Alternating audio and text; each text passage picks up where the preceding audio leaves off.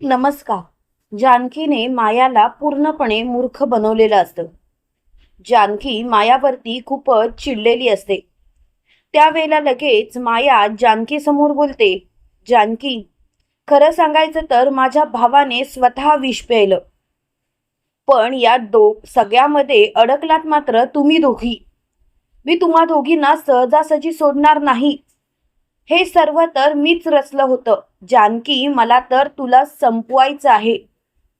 आणि माया जे काही बोलत असते ते कोर्टामध्ये ऐकायला येत असतं, स्पष्टपणे टीव्हीवर दिसत असतं.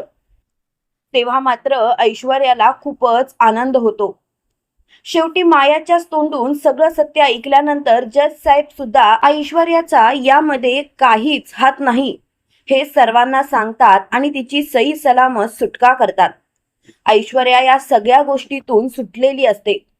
पण इकडे माया मात्र चांगलीच अडकलेली असते. त्यावेळेला जानकी मायाला बोलते, माया, माया बघ शेवटी काय झालं. शेवटी स्वतःच्या हाताने स्वतःच्या पायावर धोंडा पाडून घेतलास. माया, काय करायचं काय तुझं. शेवटी तूच अडकलीस. बघितलंस कशी तुझी वाट लागली ती. तेव्हा लगेच माया बोलते, म्हणजे म्हणजे जानकी तू काय बोलतेस. तेव्हा जानकी बोलते, इथे सगळं जे काही स्वतःच्या तोंडाने ओकलीस ना, ते सर्व तिथे कोर्टामध्ये ऐकवलं गेलं. तू अजून मला ओळखलंसच नाहीस माया, मी काय काय करू शकते ते. माया, मी माझ्या मुलीला तर तुझ्या ताब्यातून कधीच सोडवलंय, पण तुला असं वाटतंय की माझी ओवी तुझ्या ताब्यात आहे. माया, एक गोष्ट लक्षात ठेव, ही जानकी सहजासहजी हार मानण्यातली अजिबात नाही. मी ऐश्वर्याला वचन दिलेलं की मी तिची सुटका सही सलामत करणार आणि त्या पद्धतीनेच मी तिची सुटका केली. पण अडकलीस मात्र तू. आता तर सगळ्या कोर्टाला माहितीच आहे की तूच गुन्हेगार आहेस. तेव्हा मात्र माया बोलते, जानकी, जानकी, मी तुला सोडणार नाही. आणि माया तिथून पळून जाण्याचा प्रयत्न करत असते. तेवढ्यात मात्र जानकी मायाचा हात जोरात पकडते आणि मायाच्या सनसनीत कानाखाली मारते आणि मायाला बोलते, माया, नको तिथे शहाणपणा करू नकोस, कारण तुला माहिती नाहीये तू काय करतेस ते. माया, एक गोष्ट लक्षात ठेवायची, कितीही काही झालं तरी सुद्धा आता तू वाचणार नाहीयेस, कारण चारी बाजूनी तुला पोलिसांनी घेरलेलं आहे. हे ऐकल्यानंतर मायाच्या पायाखालची जमीनच सरकते. त्यावेळेला लगेच माया मोठ्याने बोलते, जानकी तू काय बोलतेस, कळतंय तुला. जानकी, तू माझ्याशी असं वागूच शकत नाहीस. एक गोष्ट लक्षात ठेव जानकी, कितीही काही झालं तरी सुद्धा मी तुला जिंकू देणार नाही. तेव्हा मात्र जानकी खूपच चिडलेली असते आणि जानकी बोलते, तुला कळतंय तू काय करतेस ते, कारण तू स्वतःच्या पायावर धोंडा पाडून घेतलायस. माया, माया, तुला समजत नाहीये का, तुझ्या चारी बाजूनी पोलीस उभे आहेत. तू जरी आता इथून पळण्याचा प्रयत्न जरी केलास तरी सुद्धा तू चांगलीच अडकशील. त्यामुळे तू माझ्या वाटेला जायचा प्रयत्नच करू नकोस. तेव्हा मात्र माया खूपच चिडलेली असते. त्यावेळेला लगेच माया मोठ्याने बोलते, जानकी, या वेळेला तू जिंकली असशील पण पुढच्या वेळेला मात्र तू हरणार. जानकी, कितीही काही झालं तरी मी तुला जिंकू देणार नाही. तेव्हा जानकी बोलते, माया, आता तू जेलमधून सुटलीस तर माझ्याशी असं वागशील ना. तेव्हा माया जानकीवरती पिस्तूल रोखते. त्याच वेळेला जानकी म्हणते, पिस्तूल रोखतेस माझ्यावरती, गोळी झाडायची आहे, झाड, काय करायचंय ते कर, पण एक गोष्ट मात्र लक्षात ठेव माया, आता तू माझं काहीच वाकडं करू शकत नाहीस. कितीही काही प्रयत्न केलास तरी सुद्धा तुला हे कधीच जमणार नाही माया, आणि आता सगळं काही संपल्याच जमा आहे. तेव्हा मात्र मायाची खूपच चिडचिड झालेली असते. माया लगेच गाडीत बसते आणि तिथनं पळण्याचा प्रयत्न करते. तेवढ्यात पोलिसांनी तिला पकडलेलं असतं. तिच्या हातात बेड्या ठोकलेल्या असतात. त्यावेळेला मात्र माया चांगलीच तोंडावर आपटते. माया मोठ्याने बोलते, जानकी, तू हे चांगलं करत नाहीयेस. जानकी, हे सर्व थांबवू नाही तर काय उद्ध्वस्त करेल ना तुला माहिती सुद्धा नाही. तेव्हा लगेच जानकी बोलते, गप्प बस, आता तर माझ्याशी वाद घालायचा नाही या, आणि माझ्याशी या भाषेत तर बोलायचंच नाही. कोण समजतेस कोण ग तू स्वतःला? तुझी लायकी तरी काय आहे? माया, अगं तुझ्या भावाने माझ्यावरती प्रेम केलं, पण त्याला एकतर्फी प्रेम म्हणतात हे सुद्धा तुला कळलं नाही. माया, अगं स्वतःच्या मनाला विचार, तू काय वागतेस ते. खरं सांगू का माया, मला या विषयावर तुझ्याशी बोलायचंच नाहीये. तेव्हा मात्र मायाची खूपच चिडचिड झालेली असते. माया मोठ्याने बोलते, पुरे झालं. आता मला कोणाशीच या विषयावर वाद घालायचा नाही. आणि प्लीज आता हा विषयच बंद करायचा आहे मला. तेवढ्यात मात्र जानकी मायाच्या जवळ जाते आणि मायाला बोलते, माया, तू मला मला त्रास देण्यासाठी माझ्या मुलीला वेठीस धरलंस. माया, हे सर्व करायची तुला गरज काय होती? स्वतःच्या मनाला विचार, तू किती चुकीचं वागलीस ते. तेव्हा लगेच माया बोलते, मी चुकीचं वागले जानकी? जानकी, तूच विचार कर ना, मी काय चुकीचं वागले? खरं सांगायचं तर जानकी, सगळं काही फसल्यात जमा आहे. तेव्हा लगेच जानकी बोलते, माया, तू जर का आधीच चांगली वागली असतीस तर ही वेळच आली नसती. माया प्लीज, कधीतरी कसला तरी नीट विचार करायला पाहिजे होतीस. तू एकदा माझ्याशी बोलली असतीस तर कदाचित मी तुला सगळ्या गोष्टी सांगितल्या असत्या. पण माया, तू मात्र चुकलीस आणि तुझ्या याच गोष्टीचा मला जास्त त्रास होतोय. तेव्हा लगेच माया बोलते, माझा त्रास होतोय? माझा? अगं जानकी, तुझ्यामुळे मी माझा भाऊ गमावला. तेव्हा लगेच जानकी बोलते, एक मिनिट माया, माझ्यामुळे तू तुझा भाऊ गमावला नाहीस, तर त्याच्याच हलगर्जीपणामुळे तो स्वतःचा जीव अगदी धोक्यात टाकला त्याने. तेव्हा मात्र माया बोलते, जानकी सोडणार नाही. तेव्हा जानकी बोलते, तुला काय करायचंय ते कर, पण मी मात्र आता तुला कायमचं गजाड पाठवणार. मायाला फरफटत फरफटत पोलीस स्टेशनमध्ये घेऊन येतात. तिथे संपूर्ण रणदिवे कुटुंब असतं. ऐश्वर्या सुद्धा तिथेच बसलेली असते. मायाला बघताच ऐश्वर्या मायाच्या जवळ जाते आणि तिचा गळा चावळते आणि मायाला बोलते, असं वाटतंय की तुझा इथल्या इथे जीव घ्यावा, तुला संपून टाकावं कायमचं, पण काय करणार, शेवटी गप्प बसावं लागतंय. माया, हे सर्व करायची काय गरज होती? तेव्हा लगेच माया बोलते, गप्प बस. ज्या माणसांना संपवण्याचा प्रयत्न तू सुद्धा केलास, त्याच माणसांचा पुळका आज तुला येतोय.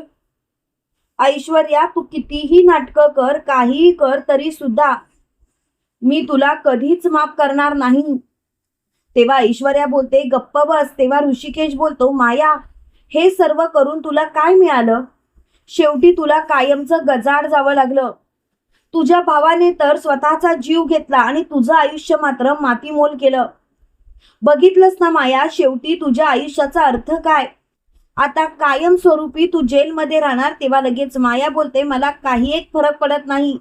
माझ्यासाठी माझा भाऊ महत्वाचा होता आणि त्याच्यासाठी मी काहीही करायला तयार होते. तेव्हा मात्र सुमित्रा बोलते, लाज नाही वाटत माया? अगं तुझ्यावरती विश्वास ठेवला, अगदी स्वतःच्या मुलीप्रमाणे तुला बाळगलं.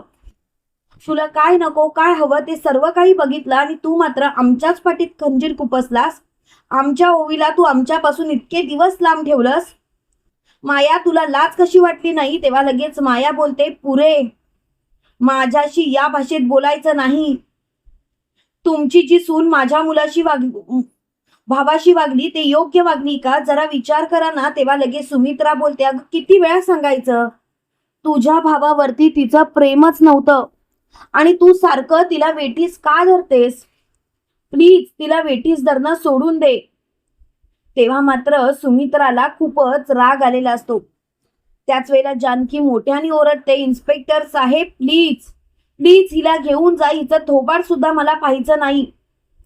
तेव्हा मात्र इन्स्पेक्टर साहेब बोलतात, प्लीज प्लीज तुम्ही जरा शांत व्हाल. तुम्ही जर का शांत झालात तर बरं होईल. आणि इन्स्पेक्टर साहेब मायाला घेऊन जात असतात. तेव्हा मात्र माया मोठ्याने बोलत असते, सोडणार नाही मी एकेकाला, सगळ्यांना संपवणार. तुम्हाला काय वाटलं ही माया गजाड गेली म्हणजे कायमची गजाड गेली? कधी ना कधीतरी ही माया परत येणार आणि तुम्हाला सगळ्यांना संपवणार, तुमच्या सर्वांचा विश्वासघात करणार. जानकी मी परत येणार. तेव्हा मात्र जानकी बोलते माया धमकी देणं सोड. मला तरी असं वाटतं की तू जेव्हा जेलमधून सुटशील तेव्हा एक वेगळी माया, जिला माया असेल, जिला प्रेम असेल, अशी माया आम्हाला दिसली पाहिजे. माया अगं स्वतःच्या पापांचा घडा भरलाय. माया आता तू त्या शिक्षेस पात्र आहेस. तेव्हा लगेच माया बोलते जानकी जास्त शहाणपणा करू नकोस आणि माझ्याशी तर या भाषेत बोलूच नकोस. तेव्हा लगेच जानकी बोलते मला तर समजतच नाही की तुझ्याशी कसं बोलावं ते. माया तू कधी समजून घेशील. तेव्हा लगेच माया बोलते मला काही एक समजून घ्यायचं नाही. आता सगळं काही संपल्याच आहे. तेव्हा लगेच अवंतिका बोलते जाऊ देत ना वहिनी, कशाला उगाच वाद घालते, चल आपण निघूया. आणि अवंतिका आणि संपूर्ण रणदिवे कुटुंब सगळे काही घरात जायला निघालेले असतात. इकडे आपल्याला असं पाहायला मिळतं सयाजीराव ऐश्वर्यावरती खूपच चिडलेले असतात. ते ऐश्वर्याला म्हणतात तुला हे सर्व करायची गरज काय होती. का तू त्या सगळ्या बाजारपेठेमधल्या फाईल त्या मायाजवळ आहेत हे सर्व ऋषिकेशला पोहोचवलंस. काय गरज होती बाजार समितीबद्दल बोलायची. तेव्हा लगेच ऐश्वर्या बोलते डॅड प्लीज, डॅड मला पश्चाताप झालाय, तुम्ही सुद्धा स्वतःला शांत करा.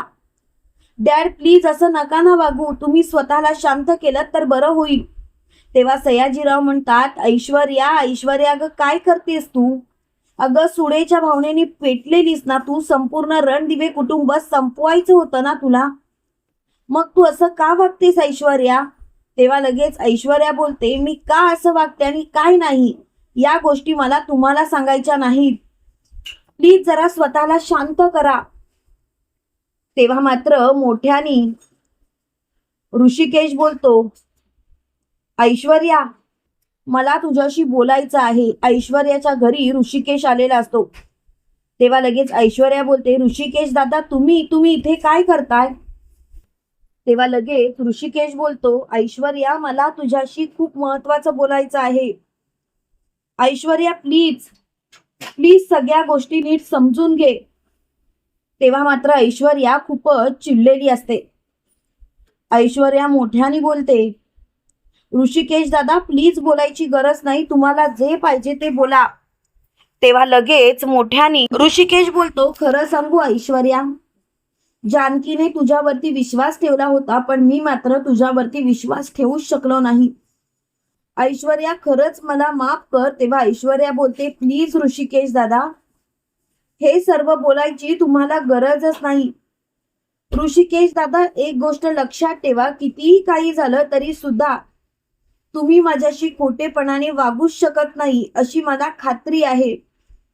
ऋषिकेश दादा प्लीज स्वतःला शांत करा. तेव्हा लगेच ऋषिकेश बोलतो कसा शांत करू मी.